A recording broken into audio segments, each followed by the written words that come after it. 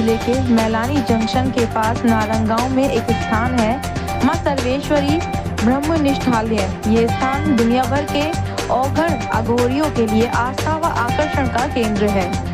इस स्थान पर 3 अति महत्वपूर्ण कार्यक्रम संपन्न हुए।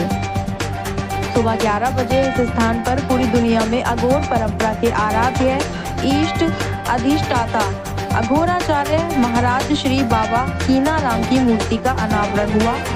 इसके बाद अघोराचार्य बाबा कीनाराम अघोर शोध एवं सेवा संस्थान के तत्वाधान में तथा संस्था की महिला मंडल शाखा के सौजन्य से 2 स्थानीय परिवार की कन्याओं का दहेज रहित विवाह आश्रम पद्धति से दोपहर 2 बजे शुरू हुआ। सबसे आखिरी में संध्या 7 बजे पूरी दुनिया में वर्तमान में अघोर परंपरा के अधिष्ठाता इष्ट आराध्य तथा वाराणसी स्थित विश्व विख्यात अघोर पीठ बाबा कीनाराम स्थल श्रीकुंड के वर्तमान पीठाधीश्वर अघोराचार्य महाराज श्री बाबा सिद्धार्थ गौतम राम का अवतरण दिवस मनाया गया। भक्तों ने केक मिष्ठान पुष्पमाला के साथ अपने आराध्य का अवतरण दिवस मनाया। इस समस्त कार्यक्रमों में आश्रम वासियों के साथ साथ स्थानीय निवासियों ने भी प्रसन्नता और उत्साह के साथ भाग लिया। आप लोग भी हमसे जुड़े और आके हमारे साथ सेवा कार्य में मदद करें। मैलानी जैसी भारत की बहुत ऐसे गांव हैं, बहुत ऐसा क्षेत्र है जहां पे अभी भी लोग जरूरतमंद बैठे हैं, उनके पास भी पहुंचना अपना कर्तव्य है। तो जिस तरह हम लोग मैलानी जगह में स्थान में आए एक छोटे से गांव में, उसी तरह मैलानी की महिलाएं हमसे जुड़े और इसी तरह के और भी गांवों में चल के हम बाकी लोगों का भी सेवा करने में हमारी मदद करें। तमाम महिलाएं एकत्रित हैं और आपने भी कल बताया था कि आपकी 3 पीढ़ी लगभग इसी परंपरा में से जुड़ी हुई है, तो इस विषय में आप क्या कहना चाहेंगे? मैंने कल भी आपको कहा और आज भी मैं वही शब्द दोहराती हूँ, अघोर में महिलाओं का वर्जित टोटली मिथ है। मैं उसको गलत ठहराती हूँ क्योंकि अघोर में साक्षात काली और शक्ति की पूजा होती है। जहाँ शक्ति की पूजा हो वहाँ महिलाओं का वर्जित हो नहीं सकता। हाँ, क्या है वर्जित वो मैं आपको बताती हूँ। जो सभ्यता संस्कृति हमारी परंपरा, हम लोगों के परंपरा में सर ढक के रहने की परंपरा है।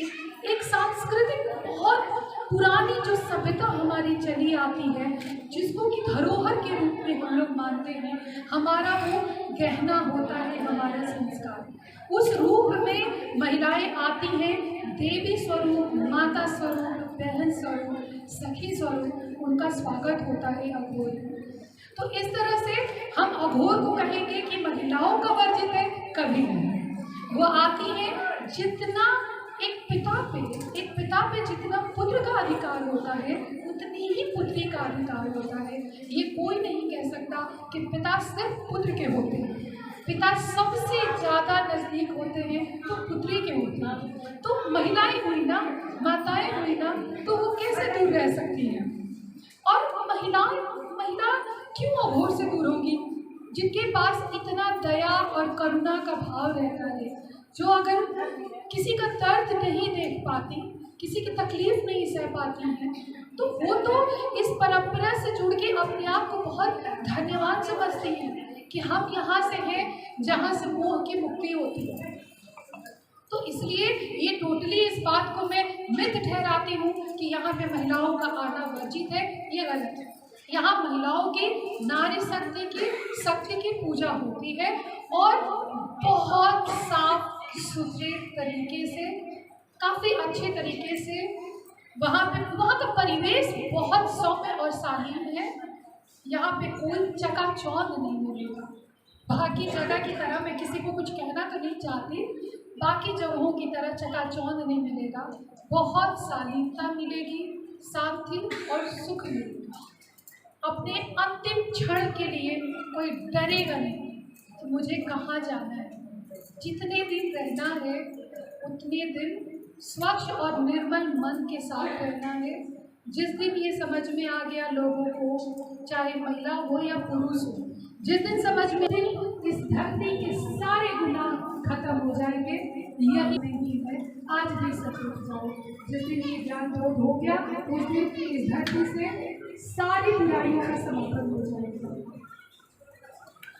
और ये जो आप महिलाएं देख रहे हैं ये बहुत छोटा सा हिस्सा है जो हमारी अघोराचार्य बाबा दीनानाथ बोध शोध एवं सेवा संस्थान जो हमारी